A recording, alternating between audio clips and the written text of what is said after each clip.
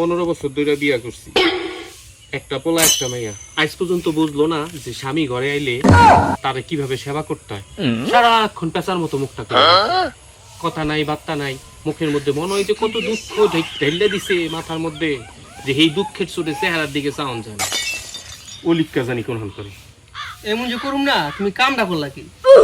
আমি যা করছি ঠিকই করছি। আমি কি বুঝি না? আমি কি ব্যাক কল খাবদা দিরা ভাত খাই না নাকি? সব বোঝা জানি হ্যাঁ এই বোঝে। তাহলে তুমি আম্মার নামে মালিক বাড়িটা লিখে দিলে কি? ও আমার নামে লেখা দিছে কি লেখা? আমি কি বুঝি না?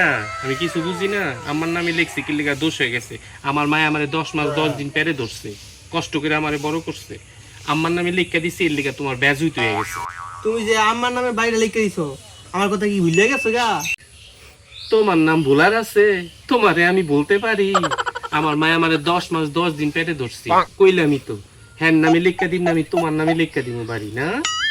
মানলাম তোমার মার নামে তুমি বাড়ি লিখে দিছো, এই তোমার কোনো আপত্তি নেই। 10 লাখ টাকা যে লোন উঠাইলে আমার নামে, এই সময় তোমার মার নামে উঠাইলে নাকি? আমি কি বল তোমার নামে উঠাইম না মার নামে উঠাইমু?